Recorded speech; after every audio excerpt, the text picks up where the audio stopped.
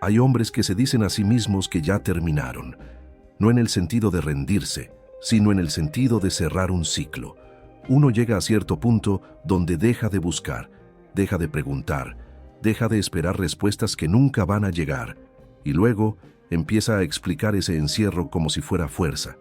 Uno se dice que es disciplina, se dice que la independencia es el resultado del trabajo, no una huida de algo que nunca lo dejó. Mateo Villarreal se dijo esto durante 40 años. Y durante 40 años le bastó, o al menos eso pensaba. Monterrey lo formó, aunque él mismo nunca lo admitiría en voz alta.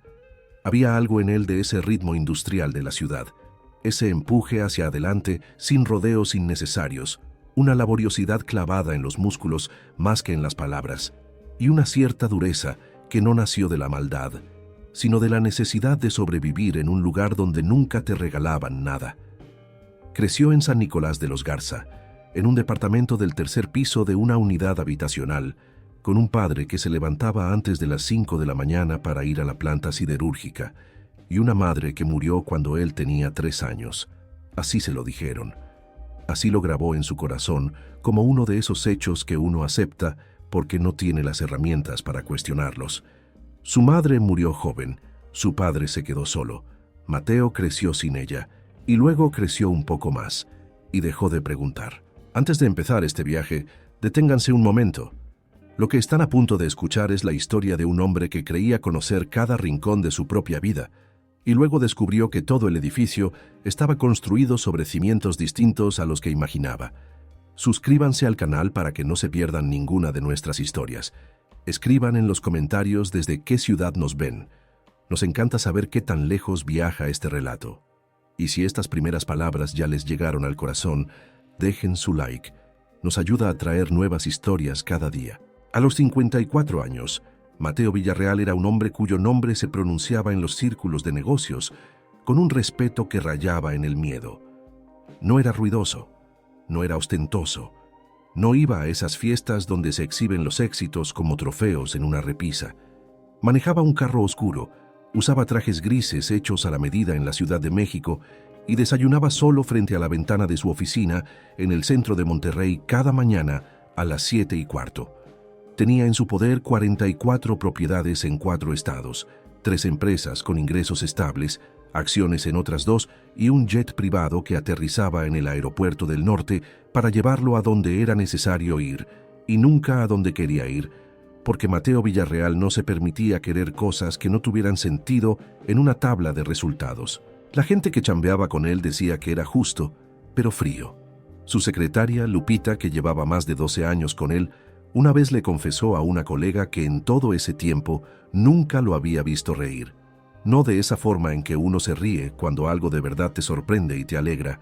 Se reía de forma educada, medida, en los momentos adecuados de las juntas, pero nunca de una forma que saliera desde adentro.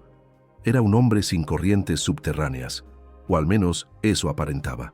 Don Arturo Villarreal murió en febrero en el hospital de zona, tras una enfermedad corta y fulminante que lo atacó en octubre y no le dio tiempo ni de despedirse bien. Mateo estuvo junto a la cama.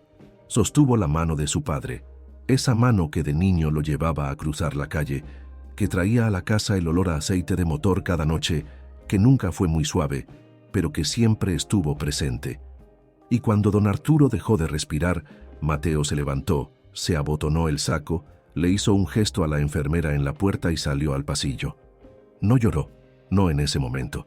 Lloró apenas 3 días después por la noche, solo en su oficina, cuando por error giró en la pantalla de su computadora una foto de un viaje a la Sierra Madre, tomada cuando tenía unos 10 años.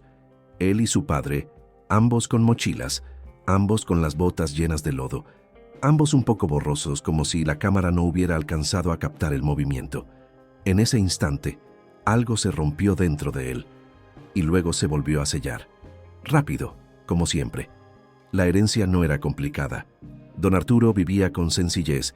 El departamento en San Nicolás, un carro viejo, un par de cuentas, algunos libros. Mateo arregló todo solo, sin notario, a través de su abogado. Vendió el departamento rápido. No quería andar yendo ahí.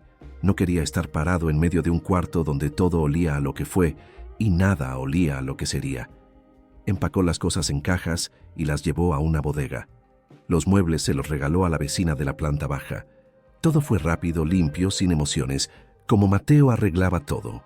Las cajas se quedaron en la bodega 3 meses, olvidadas, como cosas que no tienen lugar ni en la vida ni en la basura. Y luego llegó Lupita, con el aviso de que el dueño de la bodega estaba llamando, que si no sacaban eso para fin de mes, iban a cobrar recargos. Mateo fue solo un sábado por la mañana, con un suéter grueso y jeans, porque los sábados no usaba traje, y abrió las cajas una por una. Era como leer un libro escrito con una letra ajena, donde el personaje principal tenía su nombre. Fotos de años que recordaba apenas de reojo, el diploma de don Arturo de la escuela técnica, la vieja Biblia de la familia Villarreal, con las fechas de nacimientos y bodas anotadas en la primera página.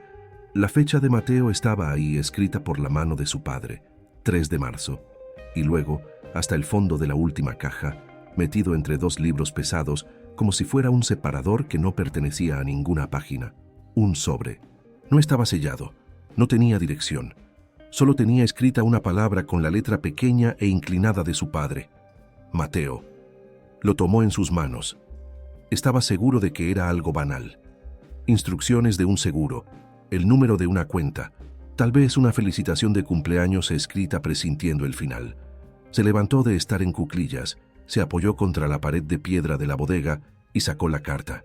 Era una sola hoja de papel, escrita a mano, con la letra apretada y sin pausas, como si quien la escribió tuviera miedo de que se le acabara el valor antes de que se le acabara el papel. Mateo, hijo, si estás leyendo esto, es porque ya me fui y te quedaste solo con lo que tengo que decirte. Es lo más difícil, porque debí decírtelo hace mucho, pero nunca hallé la forma y siempre me decía que mañana, y el mañana nunca llegó. Tu madre no murió. No murió, Mateo. Yo estuve ahí cuando te llevaron. Fui parte de lo que pasó y no aguanto llevarme este secreto conmigo porque tienes derecho a saber de dónde vienes. Te llamas de otra forma. Tu madre vive. Y no sé más, porque no me dijeron más y yo no pregunté por miedo a lo que fuera a descubrir. Perdóname. Por favor, perdóname. Debajo estaba la firma. Arturo. Mateo se quedó parado en la bodega con la carta en la mano, tanto tiempo que las piernas dejaron de servirle. Se sentó en el suelo de cemento, recargó la espalda contra una caja y se quedó mirando un punto en la pared donde la pintura se caía en tiritas delgadas, como piel que se pela. Afuera se oía el ruido de la ciudad. Pasó un carro. En algún lugar lejos sonó un teléfono. Se quedó ahí sentado, dejando que las palabras se filtraran en su cerebro capa por capa, como el agua que absorbe la tierra seca, lento, disparejo, con resistencia. Tu madre no murió. Repitió esa frase en su mente 6 veces, 10 veces, 15 veces. La puso a prueba. Buscó un error, un dedo mal puesto, un delirio. Se dijo que su padre escribió eso bajo el miedo a la muerte, que confundió las cosas, que se inventó una tragedia donde no la había. Pero luego leyó la carta otra vez. Y otra vez más. No había nada confuso. No había nada que pudiera ser de otra forma. Se levantó, dobló la carta y se la guardó en el bolsillo. Dejó el resto de las cajas como estaban y se salió de la bodega sin siquiera echar llave. Se subió al carro, lo prendió, se fue. Manejó 1 hora sin rumbo por las calles de Monterrey, pasó por Guadalupe, por San Jerónimo, por la zona de la Huasteca, pasó frente a las viejas fábricas, frente a los nuevos edificios de departamentos, por lugares que conocía tan bien que ya ni los veía, y luego se detuvo cerca del río, donde había un pequeño parque con bancas. Se sentó en la primera que vio y se quedó mirando el agua. Era un hombre que había construido 44 propiedades. Un hombre que cerraba contratos por cantidades donde los ceros se contaban con los dedos de las 2 manos. Un hombre que no lloraba en los entierros y que no creía que existiera un problema sin solución. Solo problemas para los que aún no se hallaba la estrategia correcta. Y ahora estaba sentado en una banca, con un papel frío en el bolsillo, y no tenía ninguna estrategia. No tenía absolutamente nada. Solo una frase que rompió 40 años de una fortaleza cuidada con esmero, con una sola palabra. No murió. Se fue a su casa. O más bien a su departamento. Un lugar espacioso, moderno y vacío, en el centro de Monterrey, con un sillón de piel clara, una cava con botellas sin abrir y las cortinas siempre cerradas a media altura, porque así era su costumbre. Guardó la carta en el cajón de su escritorio. Se acostó en la cama con todo y ropa. Cerró los ojos. No durmió en toda la noche. En la mañana le llamó a Ricardo Mendoza, el Cuatito. Se conocían desde hace 10 años por asuntos de negocios. Mendoza lo había ayudado en un par de casos donde hacía falta investigar discretamente a unos socios y había hecho la chamba exactamente como Mateo quería, en silencio, rápido y sin comentarios innecesarios. Era un hombre de mediana edad, con voz calmada y la habilidad de hacer preguntas sin que pareciera un interrogatorio. Mateo lo respetaba precisamente por eso. Se citaron ese mismo día, lunes, en su oficina, después de las 9, tras la primera junta con el departamento de contabilidad. Le entregó la carta a Mendoza, le dio los datos que tenía, su fecha de nacimiento, el nombre de su padre, la ciudad donde creció, y le dijo exactamente lo que quería. El nombre de la mujer, si vivía, dónde vivía, nada más, nada menos. Mendoza leyó la carta despacio, luego la dobló, se la regresó a Mateo y dijo: «Está bien, dame 10 días». Mateo asintió, se levantó. La junta terminó. Esos 10 días fueron como esperar los resultados de un examen de sangre que sabes que no va a traer buenas noticias.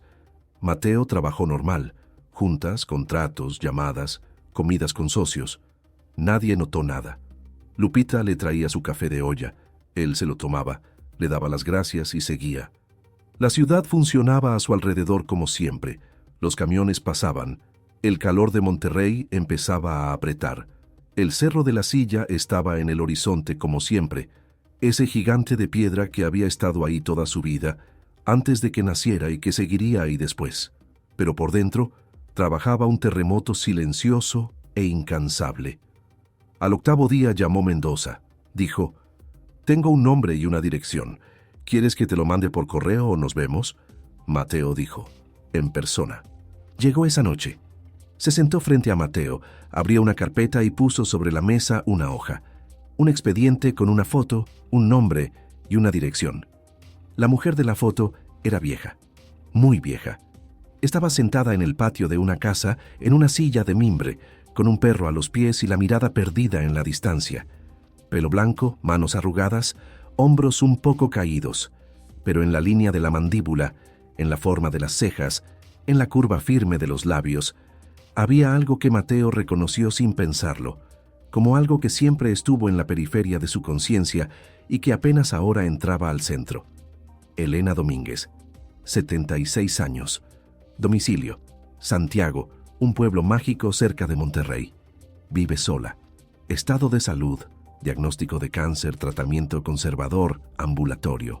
Debajo había otro párrafo escrito con la letra derecha de Mendoza.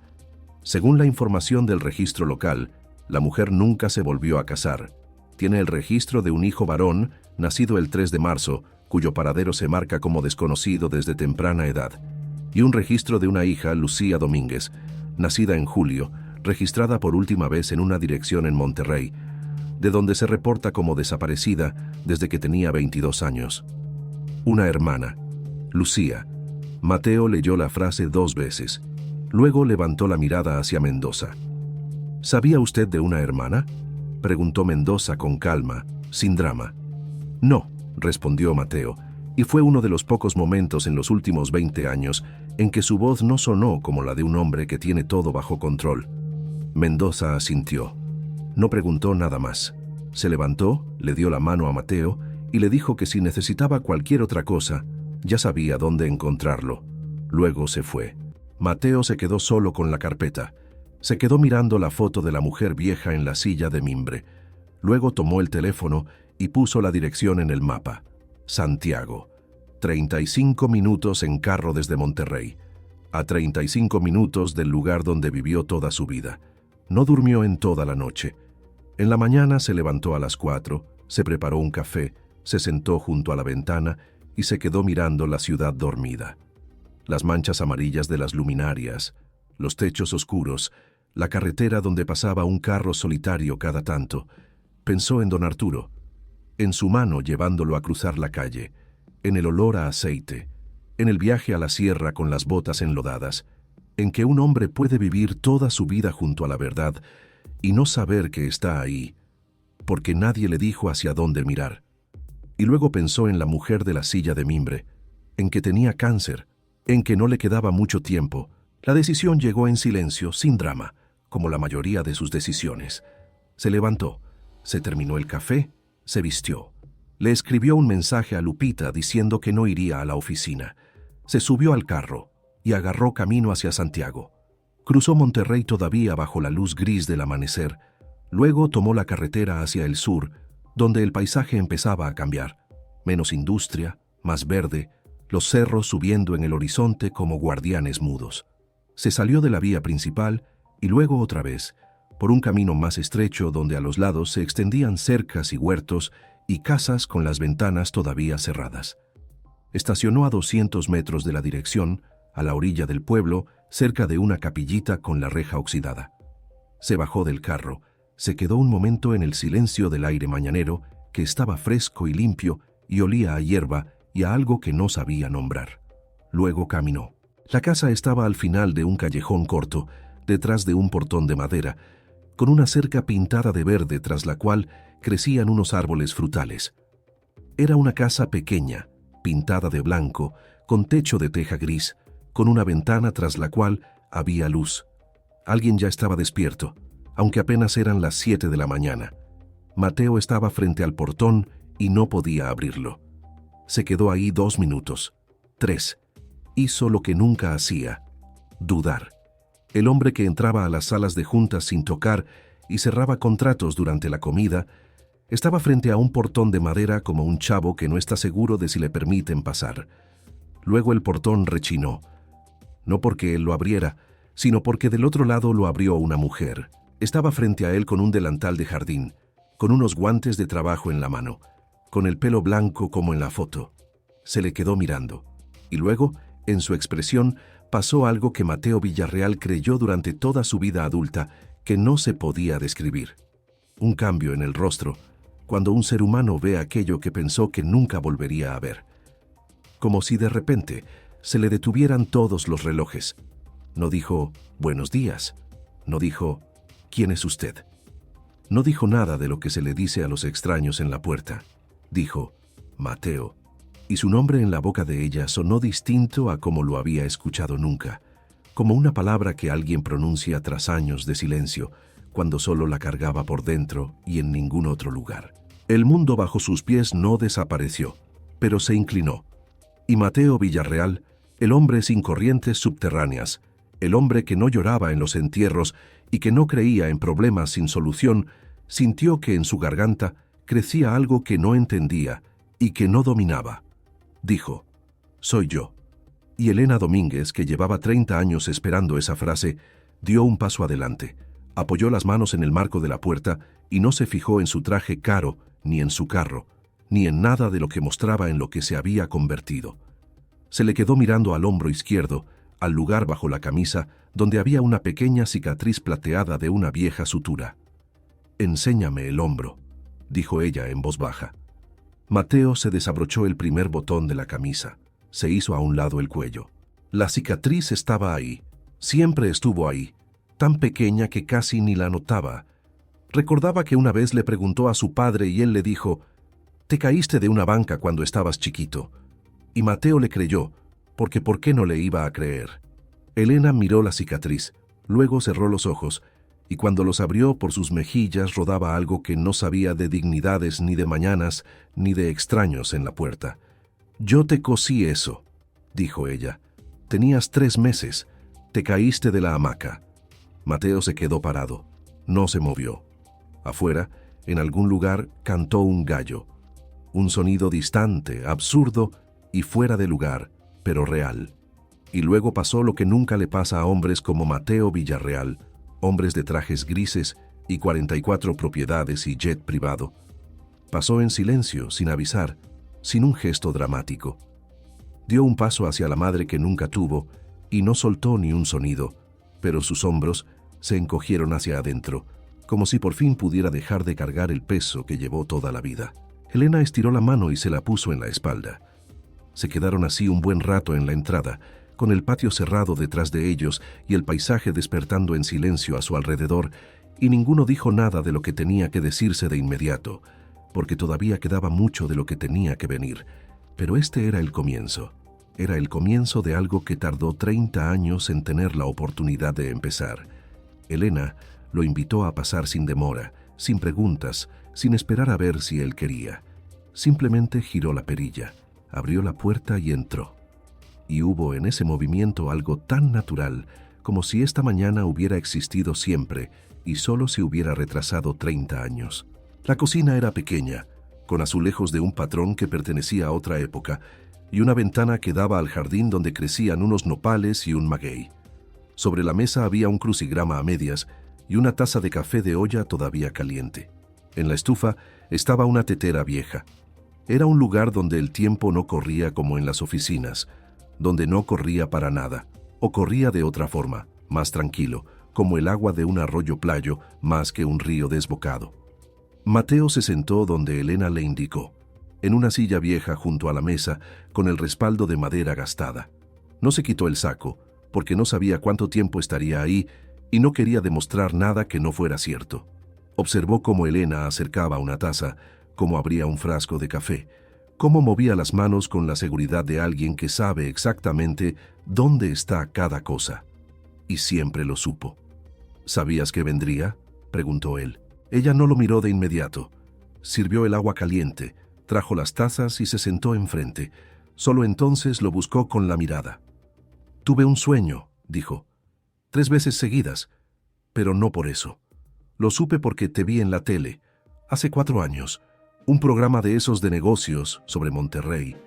Estabas ahí sentado hablando de proyectos de construcción y yo me detuve en medio de la sala, porque tu mandíbula es de los Domínguez, algo de familia, pero inconfundible». Mateo dejó que eso se asentara. Miraba las manos de ella alrededor de la taza, manos viejas, con los nudillos marcados y huellas de trabajo en la piel, y aún así, con una elegancia especial en el movimiento, como si toda la vida hubieran hecho las cosas con precisión y sin desperdicio.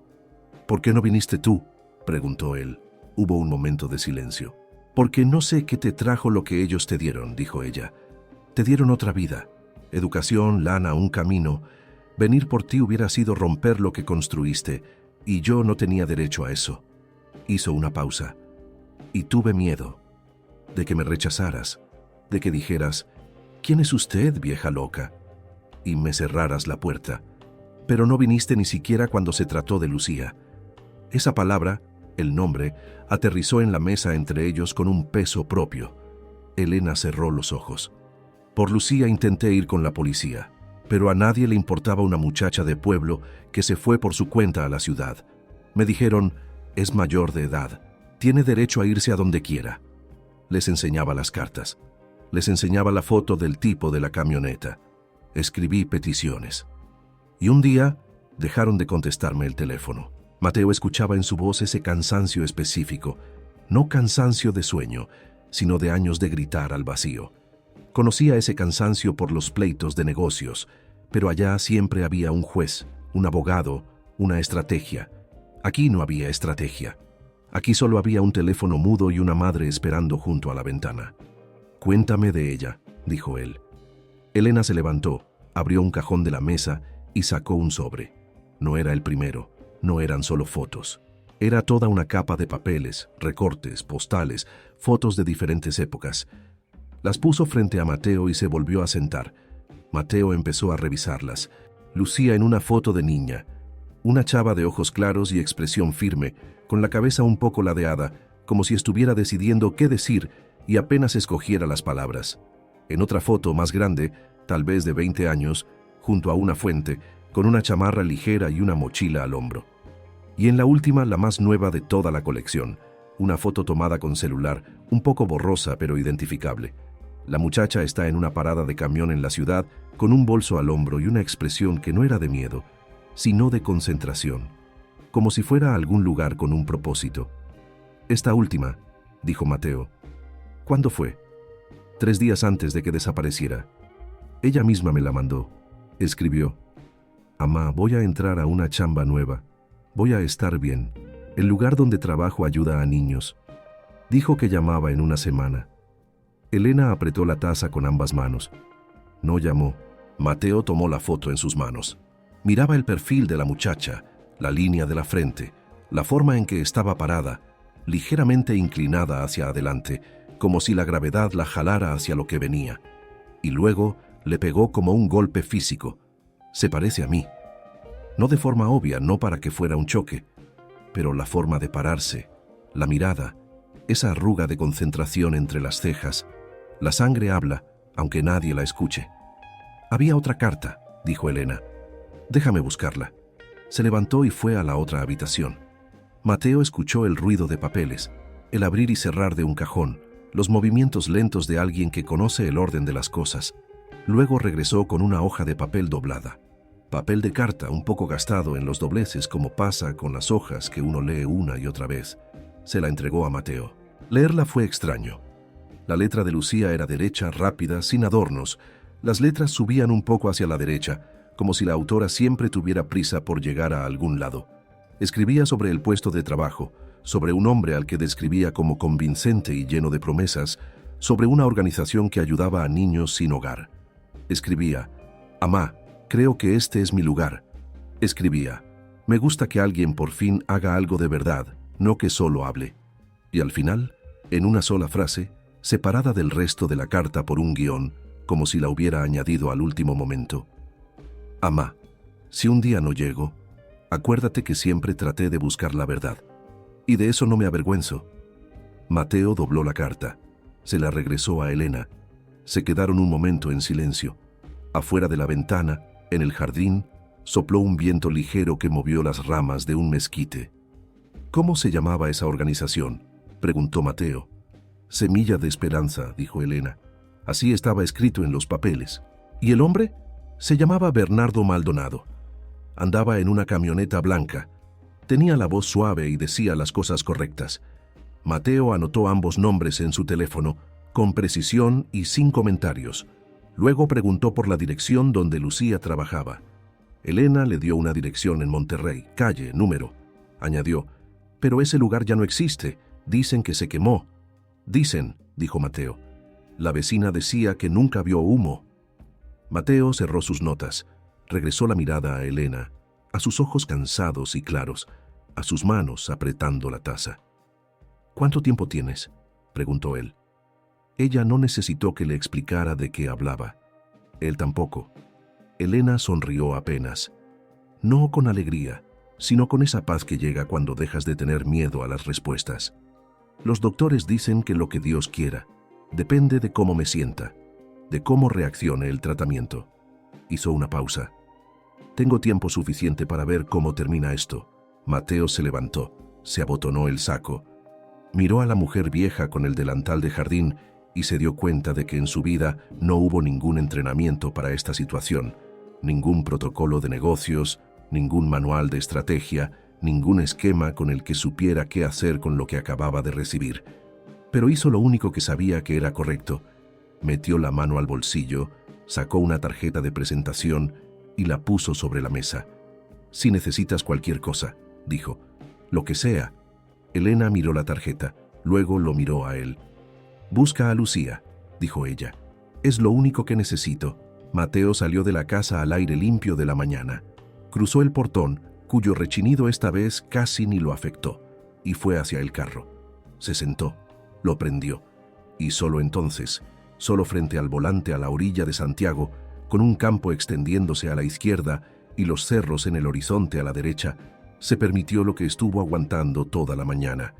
Cerró los ojos 10 segundos, luego los abrió. Marcó en el teléfono el primero de los números que tenía. Le llamó a su abogado. «Necesito acceso a los registros de archivo de organizaciones civiles de principios de los 2000», dijo en cuanto le contestaron. «Estado de Nuevo León, una organización llamada Semilla de Esperanza o algo parecido. Y checa el RFC de todos los sujetos registrados donde figure el nombre de Bernardo Maldonado». El abogado dijo: «Eso va a tardar un poco». Mateo dijo: «Tengo tiempo». Sabía que no era cierto. Elena no tenía tiempo. Pero en el momento en que lo dijo, fue más una promesa para sí mismo que una declaración de hechos. Una promesa de que lo haría bien, aunque tardara más de lo que quisiera, que no tomaría atajos, que encontraría a Lucía. En las siguientes 2 semanas, la vida de Mateo se dividió en 2 capas que existían una al lado de la otra con una precisión extraña, como 2 acetatos transparentes encimados, donde el de abajo era su mundo habitual de contratos, juntas y números, y el de arriba era una realidad nueva, sin nombre, que lo esperaba cada mañana en el cajón de su escritorio, donde la carpeta se iba llenando de información. El abogado trajo el acta del registro de organizaciones civiles. Semilla de Esperanza existió.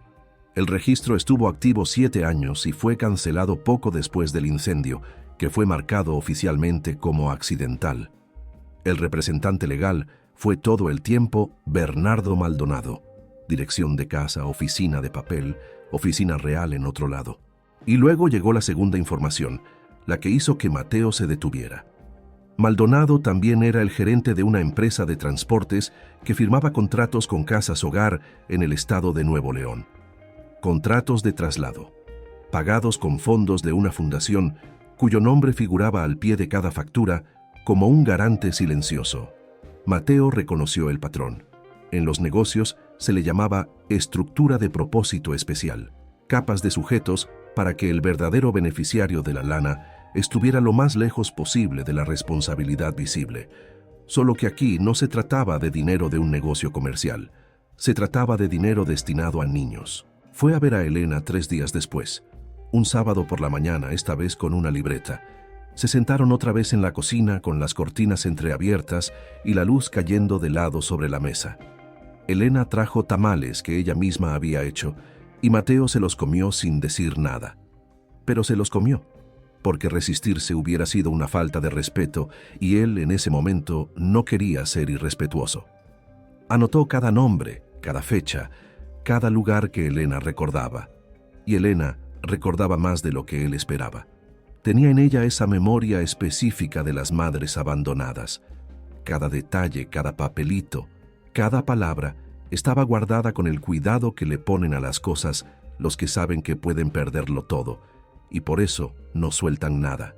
Había otro lugar, dijo ella al final, fuera de Monterrey, una casita o un centro, no sé bien. Lucía lo mencionó una vez en una llamada, como un mes antes de desaparecer. Dijo que fue allá con Maldonado de paseo, así lo llamó. Dijo que el lugar se le hacía raro, limpio pero callado. Casi no había niños. ¿Sabías dónde era? Dijo que lejos de la carretera, como a 1 hora de Monterrey, pero no sé en qué dirección. Mateo lo anotó. Luego cerró la libreta. «Voy para allá», dijo. Elena lo miró. No le discutió. Pero en la expresión de sus ojos había algo que pasaba por encima del miedo de madre y aterrizaba en el entendimiento. «Ten cuidado», dijo ella. «Esa gente no son amigos». Mateo asintió. Se levantó. Agarró su saco y luego se detuvo en la puerta, porque se le ocurrió algo que todo ese tiempo quiso decir, pero no sabía cómo decirlo sin que sonara a oferta de catálogo. «Tu casa», dijo. «El techo». Vi una grieta en el volado de las tejas a la izquierda de la ventana. Elena sonrió, esta vez un poco más. «Siempre le hablo a don Chuy, pero viene cuando le da la gana. Mañana mando a alguien de confianza», dijo Mateo. Nada más. Salió antes de que ella pudiera contestar, porque no era una oferta. Era el primer gesto de las 3 décadas que le debía. De regreso a Monterrey le llamó a Mendoza. «El Cuatito. Necesito saber todo de Bernardo Maldonado. ¿Dónde vive ahora? ¿Dónde chambea? ¿Qué contactos tiene? ¿Qué hizo después de que Semilla de Esperanza desapareció?» Y hizo una pausa. «Quiero saber si existe alguna instalación en un radio de 1 hora desde Monterrey que haya estado o esté conectada a la misma estructura». Mendoza guardó silencio un momento. Luego dijo: «Esto se está saliendo del marco de un expediente estándar, señor Villarreal». «Lo sé», dijo Mateo. «Por eso se lo pido a usted, no al abogado». Silencio corto. «Está bien, necesito 1 semana». «Tiene 5 días». Mendoza aceptó. Mateo colgó. Llegó a su casa al anochecer. El departamento estaba callado y fresco, como siempre.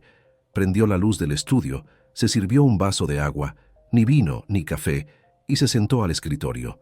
Abrió el cajón donde estaba la carpeta de Elena. Sacó la foto de Lucía en la parada del camión. Se le quedó mirando mucho tiempo. A los ojos claros, a la expresión firme, a la forma en que estaba parada, como alguien que cree en lo que hace, aunque los demás no lo vean. Luego puso la foto arriba de la carpeta, como un separador sobre todo lo demás. Se fue a dormir. Y por primera vez en mucho tiempo, antes de quedarse dormido, dijo en su mente el nombre que nadie le había dicho: Lucía. Como si lo estuviera probando a ver cómo le quedaba. Como si estuviera descubriendo si el nombre que nunca cargó como parte de sí mismo podía, después de todo, pertenecer a su mundo. Descubrió que sí podía. Y con ese descubrimiento llegó el sueño. Corto, ligero, pero real. 5 días pasaron con esa lentitud específica que llega cuando uno espera algo que al mismo tiempo le da miedo. Mateo trabajó. Firmó contratos, recibió llamadas, comió con socios en un restaurante de San Pedro Garza García, donde pedía siempre lo mismo y donde el personal lo conocía por su nombre. Estaba presente de cuerpo. Su mente estaba en otro lado. Mendoza llamó exactamente el 5.º día, lunes temprano, y dijo: «Ya lo tengo. Voy en persona». Llegó a las 10. La carpeta que trajo esta vez era más gruesa que la anterior. La puso sobre el escritorio, hizo a un lado la laptop y empezó como siempre empezaba, con hechos, sin comentarios. Bernardo Maldonado no desapareció tras el fin de Semilla de Esperanza. Se movió. Se volvió a registrar como miembro del consejo de otra organización, esta vez llamada Centro El Olivar, con sede en un pequeño municipio a las afueras de Montemorelos, como a 1 hora y cuarto de Monterrey. La organización funcionaba como una granja. Cultivaban hortalizas, recibían voluntarios, declaraban trabajar con jóvenes. Tenían el RFC activo, recibían lana pública. «Este es el centro del que hablaba Lucía», dijo Mateo. Mendoza asintió. «Lo más seguro. Y esta es la directora». Pasó una hoja. Foto de una mujer de mediana edad, pelo castaño claro, expresión neutral. Se llama Sofía Maldonado. Es prima de Bernardo. Mateo no movió ni un músculo. «Familia, familia», repitió Mendoza. «Y luego hay otra cosa». Sacó otra hoja. «Esta fundación que ves al pie de los contratos firmados por el centro. Se llama Fundación Camino de Luz. Sede en la Ciudad de México, registrada hace 19 años. El representante legal desde el inicio es un hombre llamado Miguel Torruco. No hay perfil público, no hay foto, no hay ninguna aparición pública. Pero ese nombre firmaba las autorizaciones de pago tanto para Semilla de Esperanza como para el Centro El Olivar. Y existe una sola aparición suya. Hace 2 años aceptó una membresía honoraria en una asociación para la protección de la infancia, donde dio un discurso sobre la responsabilidad del Estado hacia los grupos vulnerables. Mateo tomó el papel, leyó, luego levantó la mirada hacia Mendoza. Así que el que está más cerca del centro se para en un podio y da discursos sobre proteger a los niños. Mendoza no dijo nada, pero su expresión lo dijo todo. Mateo se levantó, se acercó a la ventana y miró un momento la calle abajo. El tráfico, la gente, el movimiento diario de la ciudad que no dormía ni le importaba. Luego se volteó. «Voy a ir a ver ese centro». «Eso me imaginaba», dijo Mendoza. «Le recomendaría no entrar con el carro directo a la puerta». «Lo sé», hizo una pausa. «Voy a caminar los últimos cientos de metros. Y voy a ir como persona privada, no como empresario, sin saco». Mendoza asintió y se levantó. Recogió la carpeta, pero luego la volvió a abrir y sacó una hoja. La puso sobre la mesa. «Esto me lo guardé para el final». Una de las trabajadoras administrativas de Semilla de Esperanza, que chambeaba con Maldonado en la época en que Lucía entró, se llama Renata Berrones. Ahora está jubilada. Vive en Monterrey por la zona de San Jerónimo. Traté de contactarla informalmente, como periodista. Se negó. Pero la vecina decía que de esa época solo habla en susurros y que una vez dijo: «Yo lo supe y me callé y eso me va a pesar». Mateo tomó el papel con la dirección. «Gracias», dijo. Mendoza agarró su carpeta y se fue. Mateo regresó a la ventana. Se quedó ahí más tiempo del necesario. Luego tomó el teléfono y le llamó a Elena. Breve, solo para informarle lo que había descubierto. Ella escuchó en silencio. Y al final solo dijo: Lucía siempre decía que bajo la cara limpia corre agua puerca. Y en ese entonces él no lo entendía. Ahora sí. Mateo colgó. Renata Berrones vivía en el cuarto piso de un edificio de departamentos en San Jerónimo, tras una puerta con una placa de plástico que alguna vez fue dorada y ahora era beige. Mateo tocó el timbre 2 veces. Se oyeron pasos. Lentos, precavidos, pasos de alguien que primero escucha y luego abre. La puerta se abrió con la cadena puesta. La mujer ahí era más pequeña de lo que Mateo imaginaba. Menudita, con el pelo teñido en casa, con una expresión lista para el rechazo. «Buenas tardes», dijo Mateo. «Me llamo Mateo Villarreal. No soy periodista. Soy el hermano de Lucía Domínguez». La cadena no cayó de inmediato. Pasaron 5 segundos. 10. Luego, Renata Berrones cerró la puerta y al poco rato la abrió de par en par. Entró a un departamento que olía a comida casera y a muebles viejos. Se sentó en el lugar indicado, en la mesa de la cocina, y esperó. Renata se sentó enfrente, apretó las manos sobre la mesa y miró a Mateo de una forma que lo ponía a prueba. Buscaba en él la verdad, buscaba en él una razón para hablar. Mateo sacó la foto de Lucía del bolsillo y la puso sobre la mesa. Renata se le quedó mirando, y en sus ojos se movió algo más profundo que el simple reconocimiento.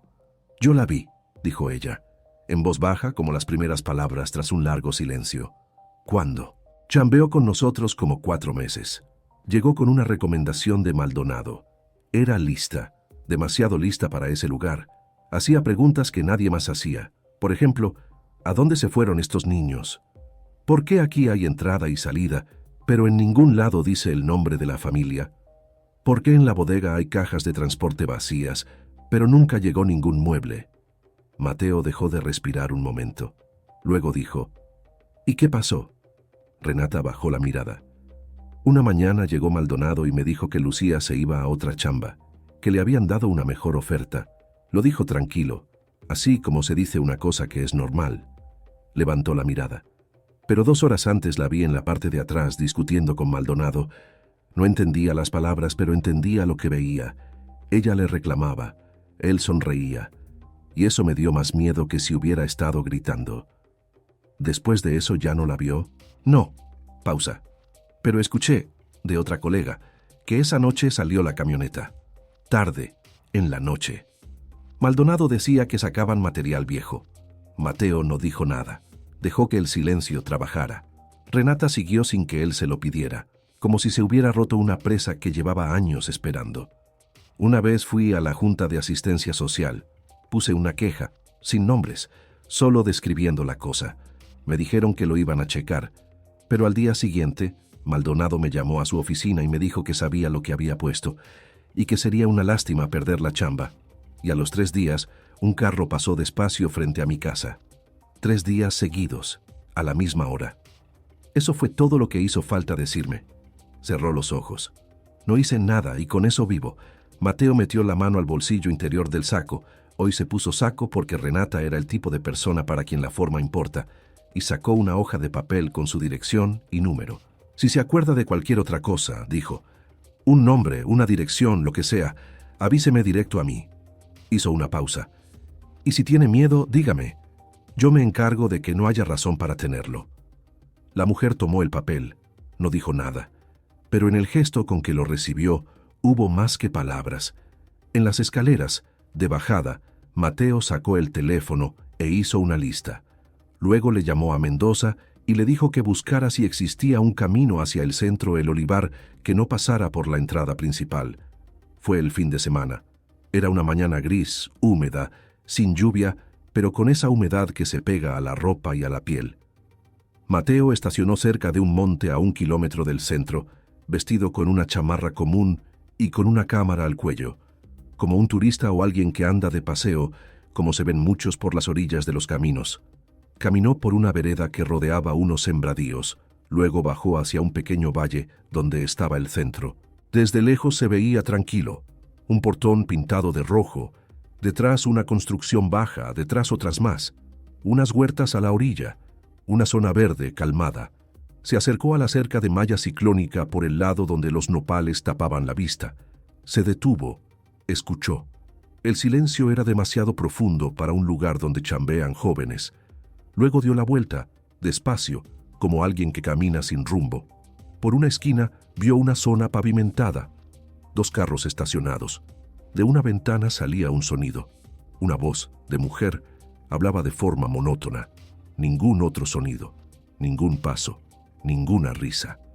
En la entrada lateral estaba una mujer, de mediana edad, con un radio al cinto. Estaba parada como quien vigila, no como quien descansa. Mateo giró la cámara y tomó una foto. Sin flash, en silencio. En ese momento, detrás del edificio salió un niño, un chavo como de 9 o 10 años, con una playera gris. Se detuvo, vio a Mateo tras la cerca, se le quedó mirando, luego a la cámara, luego miró hacia atrás, al edificio, y se puso el dedo en los labios. Mateo se quedó frío. El chavo desapareció antes de que pudiera decir nada. Se escabulló por la esquina del edificio y se fue. Pero esa mirada, ese dedo en los labios, fue clara. Era la mirada de un niño que aprendió cuándo callar. Mateo se dio la vuelta y regresó por la vereda. Las gotas en la hierba le mojaron las botas. No se detuvo. Caminó rápido y parejo, sin mirar atrás, como un hombre de paseo, no como un hombre que acababa de ver algo que le hizo vibrar todo el pecho. En el carro se sentó y dejó el motor prendido un momento antes de arrancar. Ese lugar estaba mal. Estaba claro no por los documentos, no por los contratos. Estaba claro por ese silencio, por esa mujer vigilando, por ese niño que aprendió cómo no se dice nada ante un extraño en la cerca. Y de lo profundo de esa claridad salió un pensamiento, sencillo y pesado a la vez. Lucía también vio esto. Lucía estuvo donde yo hoy, y decidió hablar. Y luego desapareció. Los siguientes 10 días fueron como armar un mapa donde no había zonas marcadas. Mateo contrató a un analista contable, discretamente, a través de un tercero, para que checara el flujo de lana de la Fundación Camino de Luz al centro El Olivar y de regreso.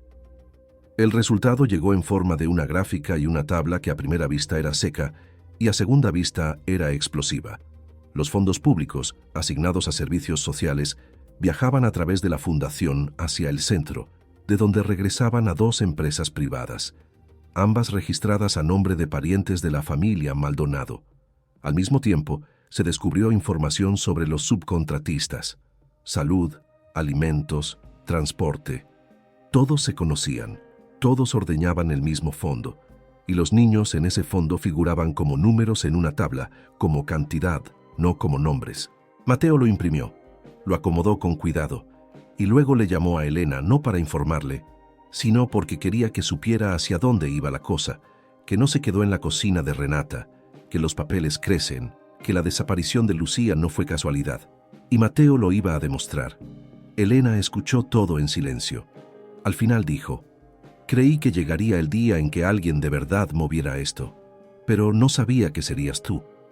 Mateo no contestó de inmediato. Luego dijo: «Yo tampoco lo sabía». Colgó, se levantó. Fue a la ventana, donde Monterrey brillaba en su eterno atardecer industrial, con ese flujo de luces y humo que fue su hogar toda la vida. Y luego se alejó de la ventana, se acercó al escritorio, abrió la laptop y escribió un correo. Para Fiscalía General del Estado de Nuevo León, Unidad de Delitos Económicos. Asunto: denuncia para investigación. Flujo de recursos públicos, Organización Centro El Olivar y Fundación Camino de Luz. Escribió 2 frases de introducción. Luego se detuvo. Todavía no. Primero más. Primero Lucía. Borró el correo. Guardó los documentos en una carpeta encriptada. Hizo una copia en 2 discos diferentes. Y luego se sentó en el silencio del estudio y pensó, con esa precisión fría y de renglones que lo alimentó toda su vida profesional, ¿dónde estaba el cabo suelto del que se podía jalar? La respuesta le llegó en la noche, a las 2:30. El teléfono vibró. Un SMS de un número desconocido. Una sola frase: «Está viva, pero no todos quieren que la encuentres». Mateo se quedó acostado mirando esa frase 3 minutos. Luego se levantó, prendió la luz y se sentó al escritorio. El sueño se pospuso. La chamba empezó de nuevo. El número desconocido era de prepago. Eso lo descubrió Mendoza en 1 hora. Sin nombre, sin dirección, comprado en un Oxxo en Montemorelos y activo solo por unas semanas. Registro de uso. Solo este SMS mandado en la noche. Alguien sabía, alguien vigilaba, y alguien decidió decirlo. Con cuidado, sin nombre, de una forma que no daba mucho, pero daba lo justo. Mateo se concentró toda la mañana en una sola pregunta. ¿Quién? ¿Quién sabría que Lucía vive?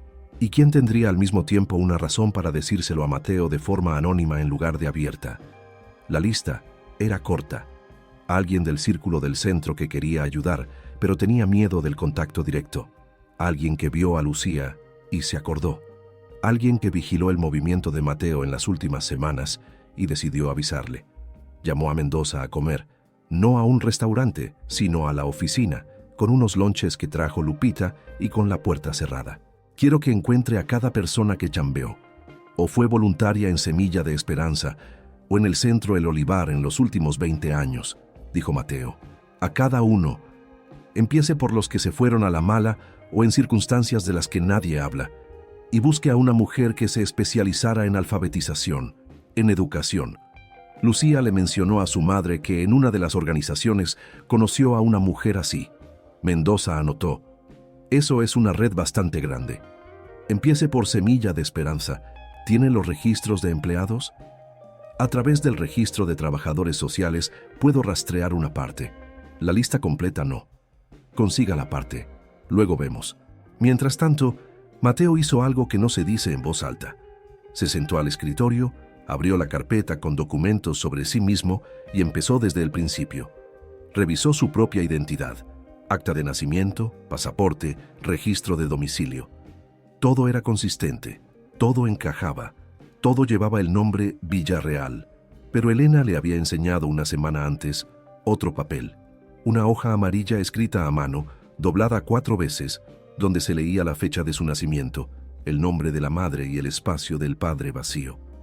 Un acta de nacimiento con un nombre que nunca firmó, un documento real, o más bien, la primera versión de la verdad. El abogado le dijo que el proceso legal de verificación de identidad podía ser complicado, pero era posible, y que si existía una resolución judicial sobre la custodia, todavía estaba en el archivo. Mateo le pidió que iniciara el proceso de búsqueda de esa resolución. El abogado asintió y se fue a chambear. La información sobre la resolución judicial llegó en 4 días. La resolución existía.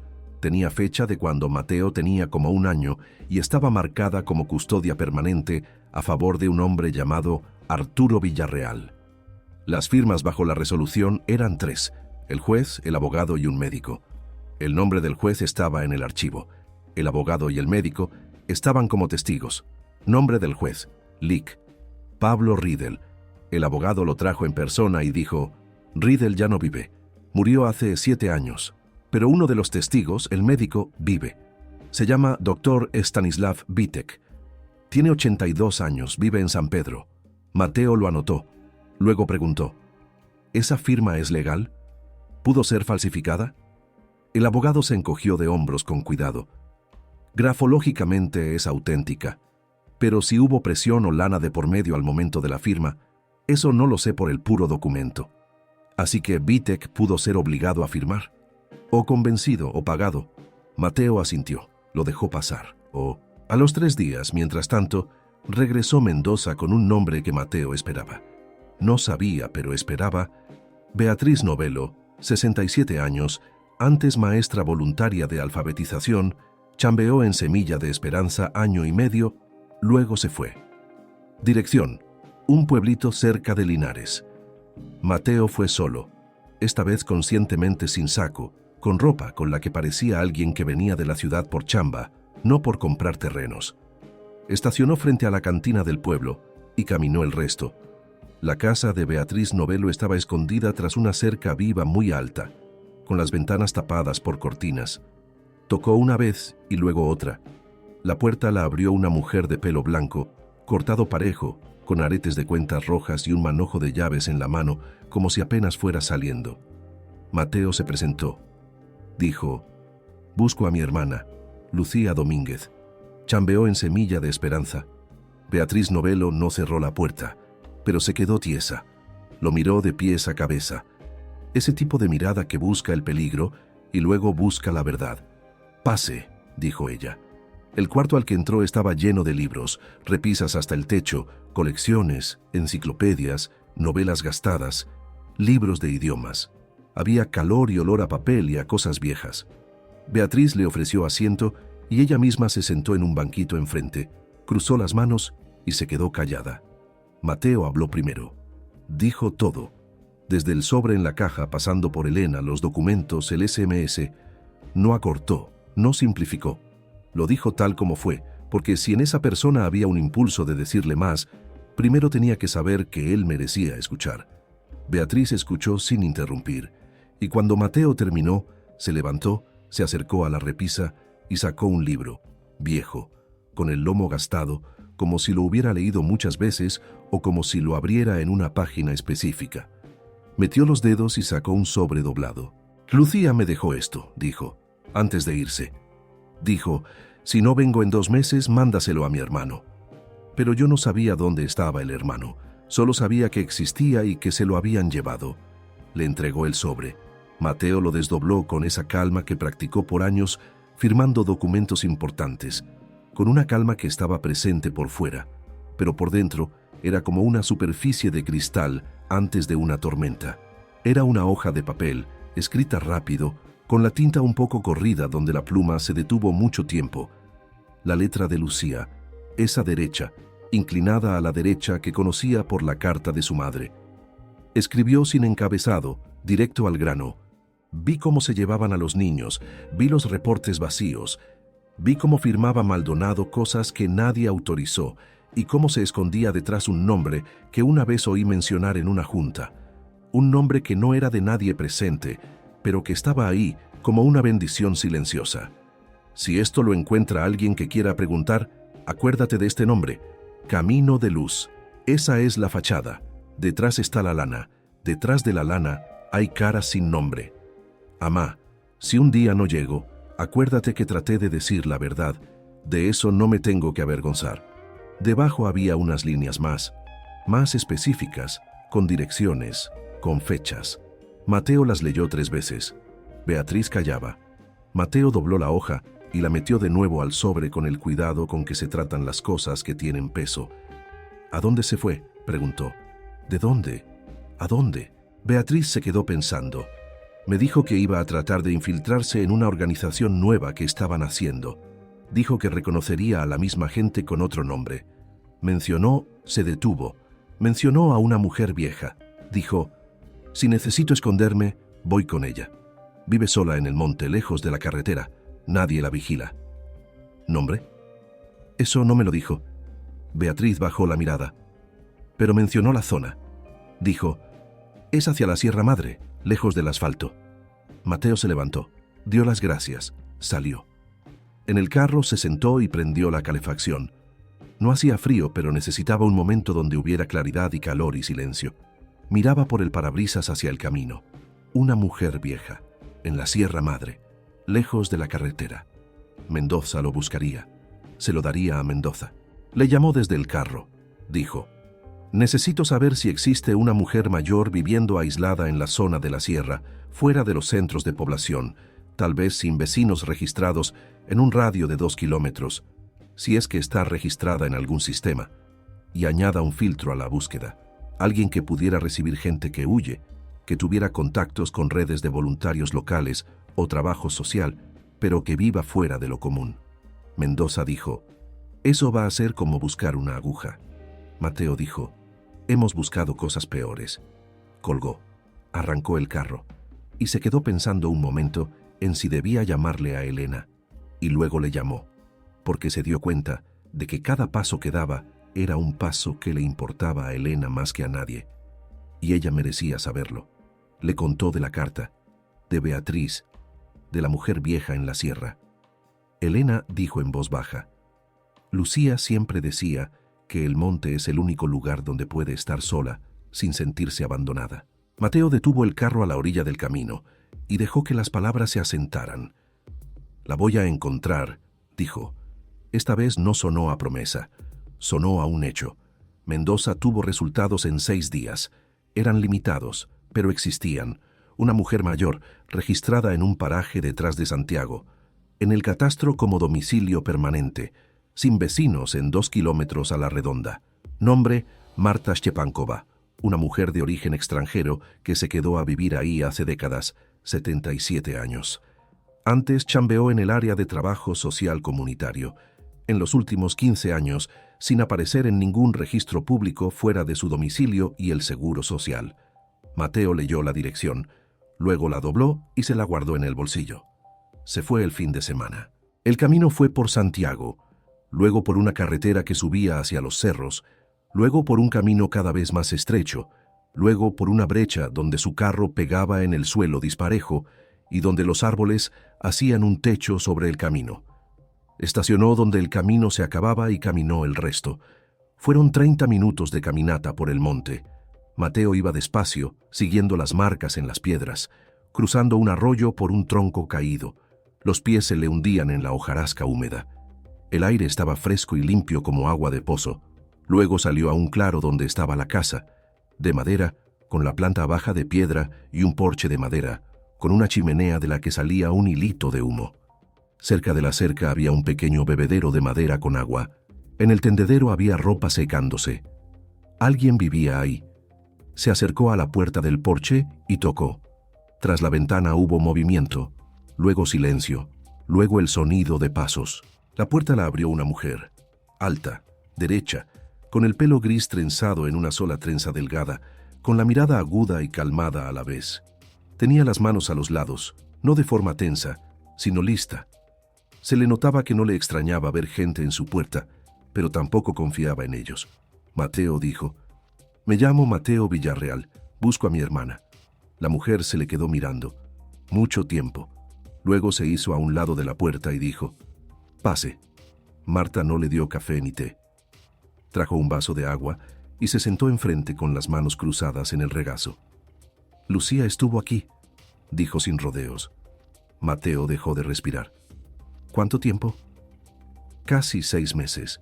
Llegó a finales de otoño, descalza con unas botas pesadas, con una mochila y con la expresión de alguien que vio demasiado para los pocos años que tiene». Hizo una pausa. No me dijo su nombre completo de inmediato. Me dijo que huía, que vio cosas que no podía aceptar, que quería primero seguridad y luego quiere volver. ¿Volver? Infiltrarse en la organización nueva. Decía que reconocería a la misma gente con otro nombre, que quería ir como empleada y llevarse documentación con ella. Marta miró a Mateo de una forma que decía más que las palabras. Era valiente, demasiado valiente tal vez, pero no la detuve. ¿Quién soy yo para detener a alguien que quiere decir la verdad? ¿Dónde está ahora? Se fue hace 16 meses. Me dijo que iba con otro nombre. Me dio una dirección, o más bien una descripción del lugar para caso de emergencia. Se levantó, se acercó a una repisa en la pared donde había libretas y libros. Abrió una libreta en un separador y sacó una hoja. Me dio esto. Le entregó un sobre, delgado, sin sello, con un nombre escrito al frente. «Para Mateo, si viene». Mateo se detuvo. ¿Sabía que vendría? Dijo: «Un día va a venir un hombre que va a buscar la verdad. Se llama Mateo. Si viene solo y a pie, dale esto». Mateo abrió el sobre con dedos lentos. 5 páginas escritas apretadamente. Y en el sobre por fuera otra frase escrita con letras chiquitas. «En la maleta con el señor Scalicky hay cuadernos y un disco. Él sabe dónde». El señor Scalicky. Mateo leyó las páginas 3 veces, luego 4. Luego las dobló y las guardó. Se levantó. Le dio las gracias a Marta de una forma que fue sincera y breve a la vez. «¿Está a salvo?», preguntó en la puerta. Marta se quedó pensando. «No sé, pero el día que se fue se estaba sonriendo. Era la sonrisa de alguien que decidió, no de alguien que se rindió». Mateo salió al porche. Se detuvo bajo la lluvia que empezó callada y fina, como si el paisaje apenas probara si valía la pena llover. Scalicky. ¿Quién era Scalicky? Sacó el teléfono y le escribió a Mendoza. «Necesito encontrar a un hombre llamado Scalicky, abogado, mayor, probablemente jubilado, conectado al área de trabajo social o a organizaciones civiles en Nuevo León o Coahuila, de inmediato». Luego caminó por el monte de regreso al carro. Las gotas de lluvia caían sobre las hojas con ese susurro callado que no es ni música ni silencio, sino algo justo en medio. Y Mateo, por primera vez desde que leyó la carta de su padre en aquella bodega, sintió que se acercaba a algo. No solo a buscar, sino a encontrar. El LIC. Jorge Scalici era un hombre de 90 años que vivía en un asilo en Santiago. No porque estuviera a punto de irse, sino porque sus piernas se negaban a cooperar con su mente. Y el personal ahí era de los que no le decían qué hacer. Fue su propia expresión, dicha a Mateo por teléfono brevemente y sin rodeos, en cuanto Mateo llamó y dijo quién era. Scalici tomó la llamada él mismo. Escuchó a Mateo. Guardó silencio exactamente 4 segundos. Luego dijo, venga, en persona, sin testigos. Mateo fue al día siguiente. Santiago era un pueblo mágico tranquilo, con su plaza, su iglesia visible desde casi cualquier lado, con ese sentimiento característico de un lugar que guarda su silencio sin estar olvidado. El asilo estaba a la orilla, tras un parque, con un edificio viejo y un anexo más nuevo. Scalici estaba en un cuarto de 2 camas, cuya segunda cama estaba vacía. Estaba sentado en un sillón junto a la ventana, con un libro en el regazo, con ropa de casa, con los lentes subidos a la frente. Era un hombre al que la edad le achicó el cuerpo, pero no le achicó la mirada. Los ojos tras los lentes eran claros y tenían ese tipo de alerta que no viene del miedo, sino de la experiencia. «Siéntese», dijo Scalici sin preámbulos, «y no diré nada hasta que usted diga todo lo que sabe». Mateo se sentó en un banquito junto al sillón y dijo todo. Otra vez, desde el principio, desde la bodega, la carta, Elena, Lucía, Semilla de Esperanza, el centro, el olivar, Marta, el sobre. Scalici escuchaba con los ojos cerrados, pero estaba claro que no dormía. Los movimientos de sus cejas seguían cada detalle, como si estuviera catalogando. Cuando Mateo terminó, Scalici abrió los ojos. «Lucía me decía que vendría ella, o alguien de su sangre», dijo. «Decía que si venía ella sola, bien. Si venía alguien más y venía a pie y solo, le diera todo. Usted vino solo y vino a pie por las escaleras, no por el elevador». Una sonrisita. «El elevador está a la derecha». ¿Sabía? No tenía idea. Bien, esa era la prueba. Se levantó despacio apoyándose en los descansabrazos del sillón y fue hacia un armario en la pared. Lo abrió con una llave que colgaba de un cordón en su cuello. Detrás de la ropa había una cajita fuerte de metal, no muy grande, con combinación. «El código me lo dio Lucía», dijo. «La fecha de su nacimiento». Giró los números. La puerta se abrió. Adentro había 3 cosas. 5 cuadernos amarrados con una liga, una memoria USB en una bolsita transparente y una hoja suelta con una sola frase. Scalici tomó las 3 cosas y se las llevó a Mateo. Mateo tomó primero la hoja. La frase estaba escrita con la letra de Lucía, esa rápida e inclinada que ya conocía. «Si esto llegó hasta ti, entonces eres sangre. Ahora te toca a ti gritar». Los cuadernos estaban escritos apretadamente. Fechas, nombres, números, descripciones de situaciones. Escrito desde la posición de un observador directo. Mateo pasó las páginas, sin leerlo todo, eso vendría después. Y notó la estructura, cronológica, metódica, con la precisión de alguien que trabajó como documentalista, no como panfletista. Lucía no escribía sobre emociones, escribía sobre hechos. Nombre de la organización en la que se infiltró: Centro El Olivar. Dirección: Montemorelos. Forma: Centro Educativo para Familias Vulnerables. En realidad, el mismo esquema, nuevo nombre, nuevas estructuras de empresas, la misma gente. Y en las últimas páginas del último cuaderno, la grabación en la memoria USB. Lucía, con la cámara puesta en una mesa, sola en un cuarto, con el pelo recogido, expresión firme. «Si desaparezco, no desaparece la prueba». Grabé todo lo que vi. Nombres, fechas, traslados de niños fuera de la ley, ingresos que no cuadran con los reportes. El centro El Olivar es Semilla de Esperanza con un traje nuevo. Esta gente es obra de gente vieja. A uno de ellos lo conozco por nombre, pero su nombre no debe decirse aquí. Está en el cuaderno 3, página 47. Léalo hasta el final. Mateo tomó el cuaderno 3. Abrió la página 47. Miguel Torruco. Debajo del nombre estaba escrito, presidente del patronato de la Fundación Camino de Luz, nunca mencionado en ningún documento público como actor directo, pero presente como firma en autorizaciones internas que Lucía vio en la oficina del director del Centro El Olivar, y debajo una dirección en la Ciudad de México, y debajo una frase, 2 veces lo vio en inspección. Les sonreía a los niños como si los conociera. Ese fue el momento más aterrador de toda la investigación. Mateo cerró el cuaderno, se levantó, miró a Scalici. Voy a llevar esto a la fiscalía, dijo, y a los periodistas, y a una organización internacional de protección a la infancia. Scalici asintió. Lucía decía lo mismo.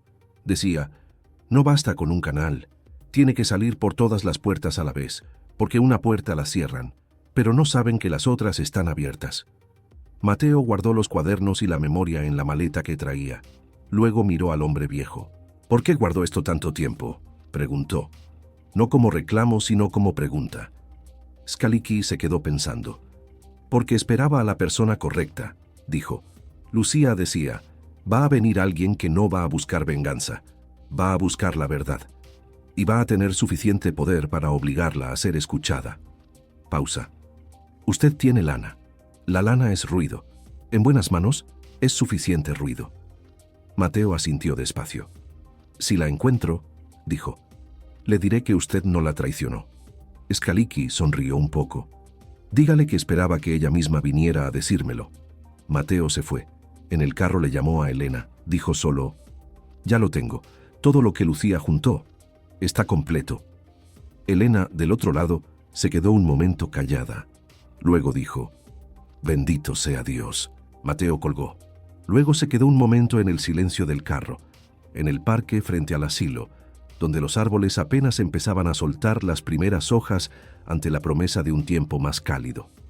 Se quedó mirándolos, y luego agarró el teléfono y llamó a una persona que sabía que era la correcta para el primer paso.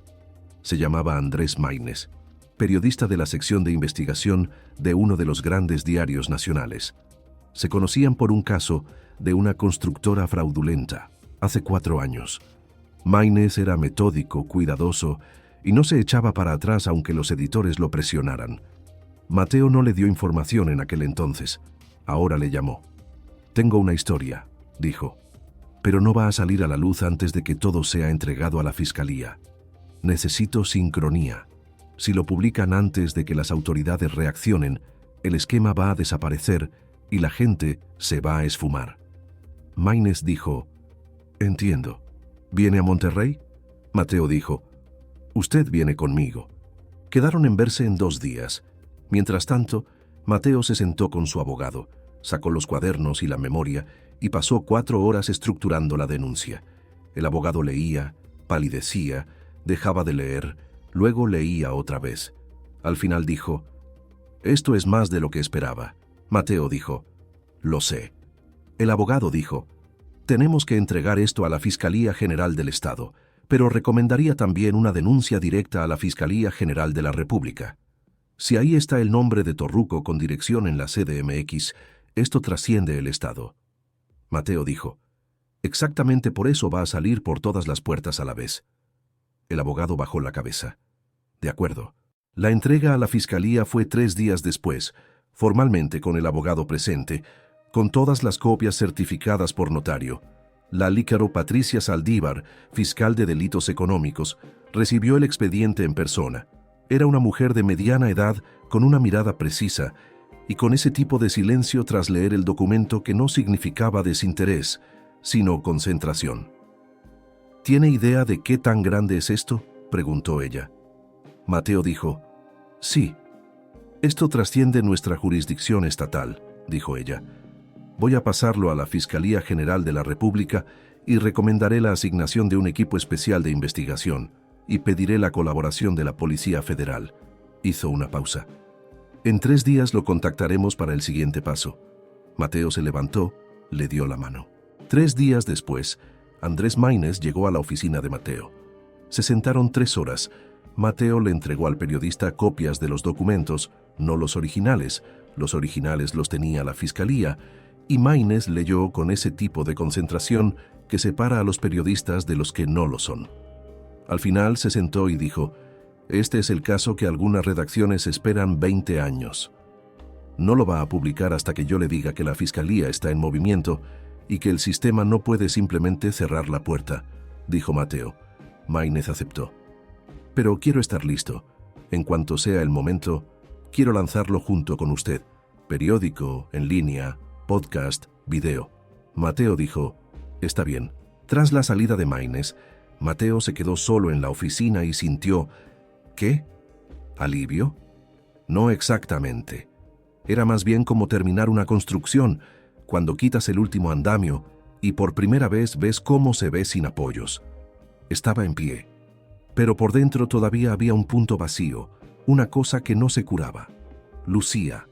¿Dónde está ahora? La memoria USB, los cuadernos, la fiscalía, los periodistas.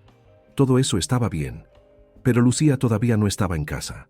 Todavía andaba con otro nombre. Todavía vivía en la incertidumbre.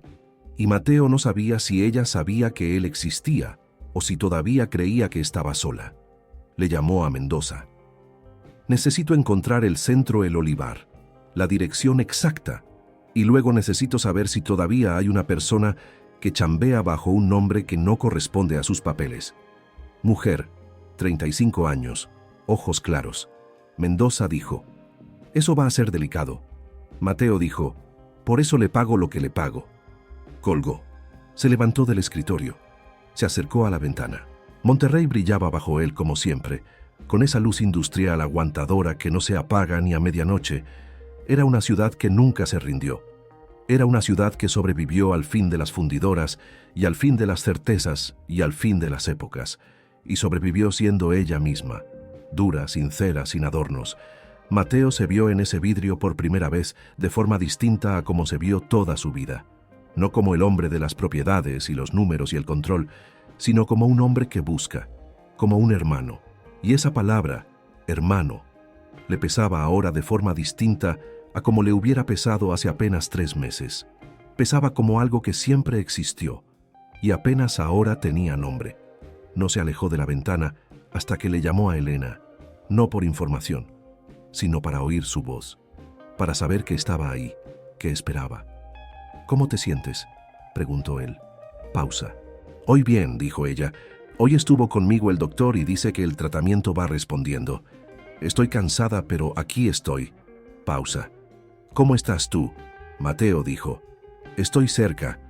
No dijo cerca de qué. No hacía falta. Elena lo sabía. «No te olvides de comer», dijo ella. Y Mateo, en voz baja en la oficina vacía, solo junto a la ventana con vista al Monterrey iluminado, sonrió. No fue educado, no fue medido, fue real. Fue lo primero real desde la bodega, y luego fue y cenó. El centro El Olivar existía. Mendoza lo confirmó en 4 días. Una dirección en un pueblito de Montemorelos, no muy lejos de la carretera principal, pero lo suficiente para no ser visible desde un carro que pasa. Registrado como centro educativo para familias en situación difícil, con una página web donde había fotos de un jardín, huertas y voluntarios sonrientes. El director, un hombre llamado Ramiro Prochaska, nuevo en el puesto, sin antecedentes en el sector civil, pero con una dirección de casa igual a la dirección de la madre de Maldonado. Mendoza trajo una cosa más, una empleada registrada bajo el nombre de Inés Pineda, 34 años, registrada como coordinadora de atención comunitaria. Foto en el registro de trabajadores sociales. Una mujer con el pelo trenzado, mirada un poco entrecerrada, como si no confiara en la cámara. Mateo tomó esa foto y fue con ella a ver a Elena. Se sentaron en la cocina en Santiago. Mateo puso la foto sobre la mesa. Elena se le quedó mirando. Cerró un poco los ojos. Los labios se le apretaron en una angustia que precedía al llanto, pero el llanto no llegó. Solo una tensión callada que se extendió por su rostro como una ola que pierde fuerza en la orilla. «Es ella», dijo. Mateo le tomó la mano. No era costumbre. El contacto físico no solía ser su lenguaje, pero ahora era natural, sin pensarlo, como algo que pertenecía ahí desde el principio. «Voy para allá», dijo, «ahora mismo». Elena le apretó la mano. Cargaba en ese apretón todo lo que no se podía decir. 30 años de espera, 30 años de silencio, 30 años de no saber cómo rezar por algo que podía estar perdido o podía ser encontrado, y nadie sabe qué. Mateo se subió al carro y se fue. El centro del olivar estaba al final de un camino de terracería tras un pequeño poblado. Un área callada con edificios bajos tras un portón de madera. Mateo no entró directo. Estacionó a medio kilómetro, a la orilla de un campo, y caminó.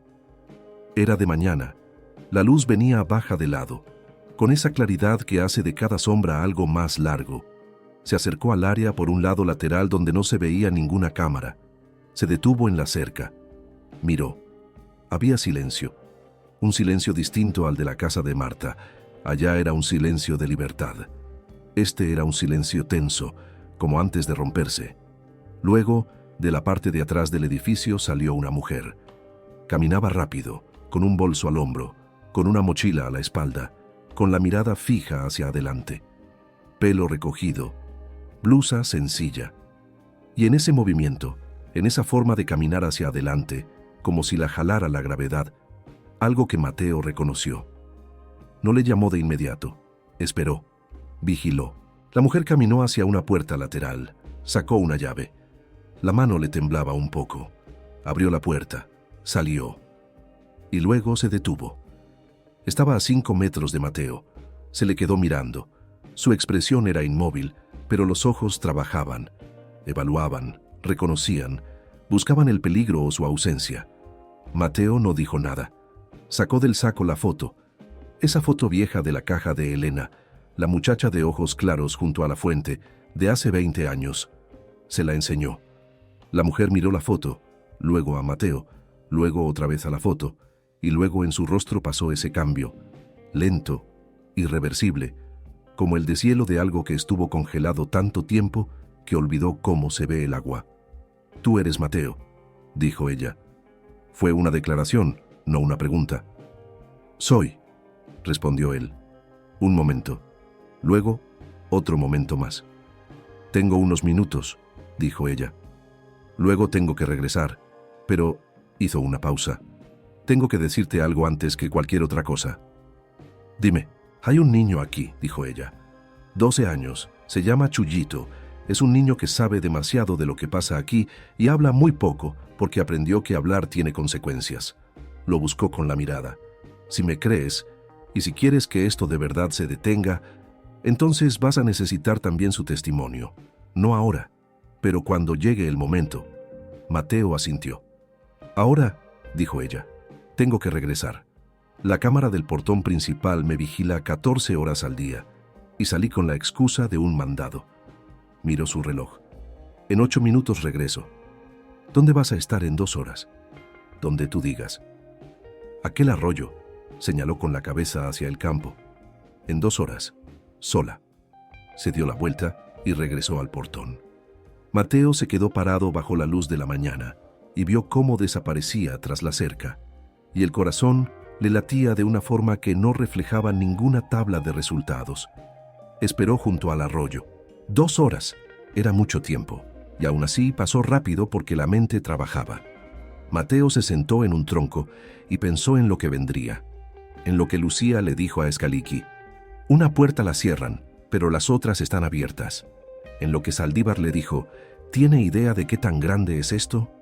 En lo que Maynes dijo, «El caso que algunos esperan 20 años». En lo que Elena dijo en Santiago, «Creí que llegaría el día». Llegó y estaba aquí. Lucía llegó exactamente en el momento que dijo. Cruzó el campo, bajó al arroyo, y esta vez no se detuvo lejos. Fue directo hacia Mateo, y esa forma en que estuvo parada la última vez en el portón con la mirada afilada, ya no estaba. Ahora estaba como está alguien que por fin puede soltar el peso. No rendirse, sino soltarlo un momento porque hay alguien más que lo va a agarrar con ella. Mateo se levantó. Se quedaron un momento frente a frente. «Mi mamá vive», dijo él. Lucía entrecerró los ojos. «Lo sé, me escribió una carta por un buzón muerto, pero no era seguro». Hizo una pausa. «¿Está enferma?» «Se está tratando». «Responde bien». Pausa. Te quiere ver más que a nada en el mundo. Lucía se volteó de lado. Miró el arroyo. Tenía los ojos secos, pero en la línea de su cara se veía cómo se movía por dentro. Como un paisaje tras la lluvia donde corre el agua, aunque por fuera la superficie se vea tranquila. «Tengo a Chuyito aquí», dijo ella. «No lo puedo dejar. Lo sabemos. Se va a arreglar». «No entiendo cómo...» «Saldívar, la fiscal, tiene todo el expediente. En 3 días la policía va a entrar al lugar. Está coordinado. No sabía exactamente cuándo vendría, pero vine ahora porque Mendoza te identificó bajo el nombre de Inés Pineda y porque no quería que te enteraras de la redada por las noticias, sino por mí». Lucía se volteó hacia él. Entonces sí va en serio. Va en serio. Un momento de silencio. «¿Cómo me encontraste?», preguntó ella. No como reclamo, como curiosidad sincera. De arriba para abajo. Marta Szczepankova, Skalitsky. Tus cartas. La memoria USB. Se detuvo. ¿Fuiste tú la que me mandó el SMS? Lucía asintió despacio. Un número desconocido. Lo compré una vez para caso de emergencia. Seguí tu rastro por contactos. Hay gente en el sistema que me dice qué pasa. Supe que alguien te buscaba. Luego descubrí que eras tú mismo. Hizo una pausa. Quería decirte que estaba viva, pero tuve miedo de que vinieras demasiado pronto, antes de que todo estuviera asegurado. ¿Y ahora? Ahora la documentación está contigo. Los cuadernos y el disco están en manos seguras. Yo soy lo último que necesitan cortar. Lo buscó con la mirada. Por eso tengo que desaparecer de aquí hoy mismo, no mañana, hoy en la noche. Mateo asintió. Tengo el carro a medio kilómetro de aquí. Y tengo un departamento en Monterrey donde nadie te va a buscar. Hizo una pausa. ¿Chuyito? Chuyito tiene una tía en Saltillo. Si llamo hoy, ella se lo lleva. Ella sabe de la situación. Pausa corta. Le di el número por si esto se movía. Llámale ahorita. Lucía sacó el teléfono. Marcó el número. Una plática corta, en voz baja, rápida. Luego colgó. Viene por Chuyito a las 4 de la tarde. Solo tengo 2 horas para él. Regreso por ti a las 6. Lucía asintió. Luego miró a Mateo de una forma que fue sincera y sin dobleces. Sin los filtros que nos enseñan a ponernos ante los extraños. Toda mi vida me dije que tenía un hermano, dijo. Pero no sabía cómo se sentía tener un hermano. Mateo no supo exactamente qué decir, pero luego dijo lo que le salió natural. Se siente como estar junto a un arroyo y no perder el tiempo. Lucía sonrió. No fue una sonrisa grande, pero fue real. Y fue la primera sonrisa real que Mateo Villarreal vio en el rostro de alguien de su sangre. Fue por ella a las 6. Lucía estaba en el portón lateral con una sola mochila, más pequeña de lo que Mateo esperaba, como si no pudiera o no quisiera cargar mucho. Chuyito ya no estaba. Su tía se lo llevó exactamente a las 4, con la mirada tranquila de un niño que aprendió que las salidas a veces son liberaciones. Se fueron sin hacer ruido. Lucía se sentó en el asiento del copiloto y se quedó mirando hacia adelante. No lloró, no hizo preguntas, solo se quedó ahí, y Mateo manejó, y en ese silencio del carro hubo más comunicación que en horas de palabras. A los 20 minutos dijo, «¿Cómo está mi amá de verdad?» Mateo le dijo la verdad, del diagnóstico, del tratamiento, de la respuesta del cuerpo. Lo dijo tranquilo, sin dramatizar, porque Lucía no era una persona que necesitara que le doraran la píldora. Lucía escuchó. Luego dijo, «Quiero ir a verla antes de que pase cualquier otra cosa». «Voy por ella mañana temprano», dijo Mateo. «¿Vienes conmigo?» Y Lucía asintió. Regresó la mirada a la carretera. Monterrey los recibió en su luz sin comentarios, como recibe siempre a la gente que llega con lo que carga, sin importar qué sea. El departamento de Mateo estaba callado y limpio y un poco frío, como siempre. Le enseñó a Lucía el cuarto de visitas, le trajo una toalla limpia, dejó pan y queso en la mesa sin comentarlo. Lucía se sentó en la orilla de la cama con la mochila en el regazo. Luego la abrió y sacó un cuaderno. El sexto, el extra, el que no le dio a Skaliki, se lo entregó a Mateo. «Esto es para la fiscal Saldívar», dijo. «Testimonio directo, mi nombre, mi firma, mis fechas». No se lo pude dar a Skaliki, no porque no confiara en él, sino porque era demasiado personal para que fuera por un intermediario. Mateo tomó el cuaderno, miraba la primera página, Nombre, fecha, firma. Lucía Domínguez. «¿Sabes lo que te pueden hacer con este testimonio?», dijo él. «Lo sé», dijo ella, «y lo doy a sabiendas». Lo buscó con la mirada. «Si no, no tiene sentido. Si no, todo fue nada más documentación. Yo soy la persona que lo vio. Yo tengo que decir, yo vi. Aquí, en esta fecha, este nombre, esta cosa». Mateo asintió. «Está bien», dijo. Salió. En la puerta se detuvo. «Lucía», dijo. «¿Qué? Me da gusto que estés viva». La frase fue sencilla y no necesitaba respuesta. Lucía asintió, y Mateo se fue a su cuarto, donde se sentó en la cama y se quedó ahí en el silencio, con el conocimiento de que tras la puerta de enfrente había una persona que pertenecía a su mundo de una forma que ningún abogado va a registrar en el registro de la propiedad, ningún contrato va a sellar, ninguna transacción va a evaluar. Pertenecía ahí simplemente por lo que era él, y con ese conocimiento, no ligero, no fácil, pero firme como piedra bajo el cimiento, Mateo Villarreal, por primera vez en muchos años, se acostó y se quedó dormido de inmediato. En la mañana se fueron temprano, Mateo y Lucía, con un beso de Elena en la frente para cada uno, con esa ligereza de algo que parece natural, precisamente porque llegó tras mucho tiempo de no serlo. Elena se quedó en el portón, mirando el carro, hasta que ya no se vio. En el carro, Lucía se sentó y al poco rato dijo: «Nos habla como si siempre hubiera sido así». «Sí», dijo Mateo. «Tal vez siempre fue así», dijo Lucía. «Solo faltaba el lugar donde fuera». Mateo manejaba y miraba la carretera y pensaba si tenía algo que decir a eso, y luego se dio cuenta de que no, y que estaba bien. A veces la cosa exacta que hay que decir es el silencio. Llegaron a Monterrey en 1 hora. El lunes entraría la policía. El lunes, Lucía daría su testimonio. Y para el lunes todavía faltaba todo el fin de semana. El primer fin de semana en que Mateo Villarreal no estaba solo. El lunes llegó con el cielo bajo y un viento callado. Uno de esos días donde el clima no parece una promesa ni una advertencia, sino un simple hecho, y uno lo acepta sin comentarios y sigue. Mateo y Lucía llegaron a la fiscalía a las 8:40. Lucía traía el 6º cuaderno en su mochila, ella sola sin que Mateo se ofreciera a cargarlo. Se vistió sencilla, con una chamarra oscura, con el pelo recogido, como alguien que no va a una fiesta. Mateo traía traje, no porque el protocolo lo exigiera, sino porque él mismo se exigía ese orden. Saldívar los recibió en persona, sin secretario, sin rodeos innecesarios.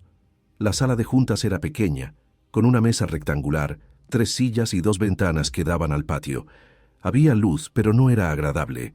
Esa luz que nada esconde y nada resalta, solo está presente. Lucía puso el cuaderno sobre la mesa. Saldívar lo tomó, lo abrió en la primera página, leyó el primer párrafo, luego lo cerró y miró a Lucía. ¿Está consciente de lo que está haciendo con este testimonio? Sí, dijo Lucía. ¿Y está lista para repetir este testimonio ante un juez si se llega al proceso penal? Estoy lista. Saldívar asintió, agarró los formatos. El protocolo tardó 2 horas. Lucía habló tranquila, precisa, sin dramatizar. Decía fechas, nombres, descripciones de situaciones, cronológicamente, con esa metodicidad que viene del registro repetido. Mateo estaba sentado a su lado y no dijo casi nada. Estaba ahí como presencia, no como vocero. En el momento en que salió el nombre de Miguel Torruco, Saldívar se detuvo un momento. Luego escribió. Al final del protocolo, Lucía firmó. Mateo firmó como testigo de presencia. Saldívar resumió los pasos. Redada simultánea de la Policía Federal en 3 direcciones esa misma tarde. Centro El Olivar, Fundación Camino de Luz en la CDMX, la dirección privada de Torruco. Por ahora solo cateo y luego interrogatorio. ¿Van a necesitar protección?, preguntó Saldívar, así, sin drama. Lucía miró a Mateo, luego a Saldívar. Hallaremos la forma, dijo ella. Saldívar asintió. Contáctenme de inmediato si sienten cualquier cosa rara. ¿Y los 2 están disponibles por si hace falta otro interrogatorio? Sí, dijeron ambos. Salieron del edificio al aire gris de la mañana. Lucía se quedó un momento en la banqueta, mirando la calle. Luego soltó el aire, despacio, consciente, como se suelta el aire tras levantar algo pesado. Ya estuvo, dijo. Mateo se le acercó. Ya estuvo, repitió. A las 3 de la tarde llamó Mendoza. La policía entró simultáneamente a las 3 direcciones. El centro El Olivar fue clausurado. La dirección de Torruco en la Ciudad de México fue asegurada. En la sede de la fundación se llevaron computadoras y documentos. Torruco estaba en su casa y fue llevado a declarar. Mateo se lo dijo a Lucía. Estaban en su departamento, en la mesa de la cocina. Mateo con un vaso de agua. Lucía con un té que ella misma se hizo sin preguntar, porque desde la mañana se movía por el departamento con una naturalidad que lo sorprendió y le dio gusto a la vez. Lucía asintió. No dijo nada de inmediato. Luego dijo: «¿Cómo está mi mamá?» Mateo le llamó a Elena. Le dio el teléfono a Lucía. Hablaron más de 20 minutos. Mateo se fue al estudio, no porque no quisiera oír, sino porque quería que fuera de ellas. Tras la puerta cerrada escuchaba la voz de Lucía, baja, cortada, una vez interrumpida por una risita corta, luego más callada. Estaba todo lo que no se pudo decir por el protocolo, por los expedientes, por el testimonio. Estaban 30 años apretados en 20 minutos. Al día siguiente temprano, llamó Maynes. «¿Ya es hora?», preguntó. Mateo dijo: «Sí». El diario sacó la historia ese mismo día. La versión en línea salió a las 10 de la mañana. La foto de portada era el patio vacío del centro El Olivar, con el portón cerrado y la cinta de la policía en la entrada. El texto era largo, metódico, sin amarillismo, con citas precisas de los documentos y con el comentario de Saldívar confirmando el proceso en curso. A las 11 le llamó a Lucía una periodista desconocida de otro medio. Dijo que quería una entrevista. Lucía puso el teléfono en la mesa sin contestar. Luego miró a Mateo. «Voy a dar una sola entrevista», dijo, «a la persona correcta, con mis propias palabras, con mi propia cara». Pausa. «No como víctima, no como heroína, como testigo». Mateo dijo: «¿Sabes con quién ir?». «Tengo un nombre», dijo. «Una mujer que hace documentales. Conoce el contexto. No va a querer drama». «Está bien». La entrevista fue a los 3 días, en un cuarto tranquilo, sin dramaturgia, con la cara de Lucía y las palabras de Lucía. Ella habló sencillo. «Yo vi, yo grabé. Tardó años. No me eché para atrás, no porque sea valiente, sino porque no puedo ver algo y hacer como que no está ahí. Y ahora lo ven todos». Se acabó la toma. Se apagó la cámara.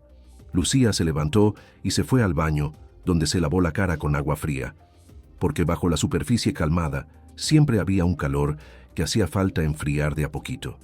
En la semana tras la publicación, llegaron a la oficina de Mateo más de 200 notas. No todas eran amigables.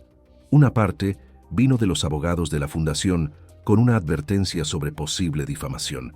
El abogado de Mateo las leyó y dijo: «Táctica estándar de miedo, no haga nada». Mateo no hizo nada. Y luego llegó un mensaje de otro tipo, de una persona anónima que no necesitó ponerse nombre, pero escribió: «Chambeé en la administración del Estado hace 10 años y vi las firmas, pero no dije nada porque tenía familia. Perdón, estoy listo para declarar». Saldívar recibió la copia. Dijo: «Lo sumamos al expediente». El expediente crecía. A las 3 semanas de las redadas llegaron las primeras acusaciones formales. Prochaska, Maldonado, otras 2 personas de la administración de la fundación. Torruco recibió la acusación 4 días después, a través de su representante legal, tras un interrogatorio que duró más de 6 horas. Mateo lo vio en las noticias de la mañana, en el desayuno, solo junto a la ventana, como siempre, pero no como siempre, porque tras la puerta de la habitación de al lado se oía que Lucía ya se había levantado y andaba en la cocina, y en una hora le llamaría a Elena, como le llama cada mañana desde que llegó a Monterrey. Eso era nuevo y era bueno. El día que se anunció el inicio del proceso de instrucción ante el juez, Mateo le llamó a Elena y dijo: «Vamos para allá el viernes. Nos quedamos el fin de semana». Elena dijo: «Hago tamales». Mateo dijo: «Está bien». El viernes por la tarde llegaron a Santiago. Mateo y Lucía con una maleta cada uno, a pie desde la capillita de la reja oxidada. El portón rechinó. Elena estaba en la puerta. Fue como la segunda vez, esta vez sin dudar en el portón. Se quedaron 3 días en la cocina y en el porche. Comieron, platicaron, jugaron baraja, callaron en los descansos naturales. Lucía una noche trajo la laptop y le enseñó a Elena fotos de los lugares donde vivió en los últimos años. Las fotos eran chiquitas y no tenían nada de especial, pero Elena las miraba como tesoros, porque en cada toma había un pedazo de la vida de Lucía que se había perdido. Mateo estaba ahí sentado. No necesitaba comentar. La noche del tercer día estaban afuera en el porche, porque el aire estaba rico. Ese tipo de calor que no quema, solo está tibio, con un anochecer suave y con los sonidos del campo. Lucía dijo: «Una vez escribí en esa carta a mi mamá: si no llego, acuérdate que traté de decir la verdad». Elena dijo: «Me acuerdo». «Llegué», dijo Lucía, sencillo, como una declaración. Elena le tomó la mano. Mateo estaba sentado al lado y no miraba a ninguna de las dos. Miraba un árbol en el jardín, donde un pájaro estaba en las ramas y cantaba o se quedaba callado. Era difícil saberlo en la luz que se iba. Y luego Lucía dijo algo para lo que no necesitó ninguna oficina, ningún protocolo, ningún testimonio. «No vine a pedir venganza, vine a decir, porque cuando se olvida lo que les hicieron a los niños, dejamos que se lo hagan otra vez». Elena asintió. Mateo asintió. Silencio. Luego Mateo dijo, despacio y sin drama: «Sobrevivimos». Y Lucía lo miró y dijo: «Ganamos». No sonó a triunfo, sonó a algo que es verdad y que no necesita fiesta, solo aceptación. 14 días después, Mateo recibió de la Fiscalía General de la República la confirmación. El caso tomó dimensión nacional. Se nombró un equipo especial. La investigación incluía 12 municipios, 18 sujetos, 31 personas individuales. El expediente tenía más de 1000 páginas, y en alguna parte de esas 1000 páginas estaba el nombre de Lucía Domínguez, no como víctima, no como perdida, sino como testigo clave, como la persona que entró para poder salir con la verdad. Mateo imprimió la confirmación. Se la llevó a Lucía. Lucía la leyó, la puso en la mesa. Luego dijo: «Qué chido». Mateo asintió. Era el fin de una parte, la parte que tardó 30 años y que se llevó demasiado. Pero era también el comienzo de otra cosa, de una familia que existió siempre, solo esperaba a que se le diera lugar. Elena se recuperaba despacio, pero estable. Los doctores decían: «Ahí va». Lucía iba a verla cada semana, Mateo cada 2 semanas, porque tenía sus negocios y porque Lucía no quería que vendiera todo lo que construyó nada más para estar presente. «Tenemos el teléfono», decía ella. «No estás lejos». «No estoy», admitía él. Y una mañana, no una mañana especial, una común, grisácea, con el camión pasando abajo y con el café todavía caliente en la mesa, Mateo Villarreal se sentó junto a su ventana y miró a Monterrey. Era la ciudad que lo formó. Era la ciudad donde su padre se levantaba antes de las 5 para chambear, donde estaba el Cerro de la Silla en el horizonte como una constante, donde el río corría entre las colonias sin importar lo que pasaba en sus orillas, y era la ciudad donde estaba ahora, donde tras la puerta de la habitación de al lado se oía otra respiración, la de Lucía, porque se quedó a dormir, donde en el teléfono estaba el número de Elena, al que podía llamar cuando fuera, donde existía una historia que estuvo toda su vida presente y apenas ahora se decía en voz alta. El hombre que durante 40 años se dijo que ya había terminado, cerrado, independiente, se sentó junto a la ventana, se terminó su café y por primera vez, sin pena, sin filosofar, sin pensar en estrategias, se dijo simplemente en el silencio de la cocina: «No he terminado, apenas voy empezando». Y estaba bien. Estaba más que bien. En el año siguiente, un año que estuvo lleno de audiencias en el juzgado, de encabezados en los periódicos, de nuevos testimonios, de juntas de preparación y de largas esperas en los pasillos donde los relojes de las instituciones caminan distinto a los normales, pasaron 3 cosas que Mateo no esperaba y que le dieron contexto a todo lo demás. La primera: Elena mejoró más allá de lo que esperaban los doctores. El oncólogo dijo tras 5 meses de tratamiento: «La respuesta del cuerpo es muy buena. Voy a cambiar el pronóstico». La mujer se sentó en el porche y le dijo a Lucía: «Te dije que tenía tiempo». Lucía se reía. La segunda, Chuyito, el chavo del dedo en los labios, declaró ante el juez. Declaró tranquilo, preciso, con esa mirada que Mateo vio aquel día tras la cerca y que decía: «Sé cuándo callar y sé cuándo no». Fue un testigo cuya declaración el juez marcó como creíble y clave. Tras la audiencia se acercó a Lucía en el pasillo. Dijo: «Gracias». Lucía dijo: «No, gracias a ti». La tercera, Mateo y Lucía fueron una mañana a una escuela. No porque tuvieran algo que arreglar ahí. Fueron porque Lucía una noche dijo: «Quiero ver cómo se ve cuando los niños están bien». Estuvieron en la banqueta frente a una primaria en San Nicolás. No una escuela especial, una común, con la pintura gris y con adornos de papel de colores en las ventanas. Y los niños llegaban con sus mochilas, con sus papás, con gritos. Eran ruidosos. Estaban presentes. Lucía se quedó mirando. Luego dijo: «Sobrevivimos». Mateo dijo: «Ganamos». Ella lo miró. Y en esa mirada estaba todo lo que pasaron, todo lo que vino después y todo lo que apenas va a venir. Y siguieron caminando por la banqueta.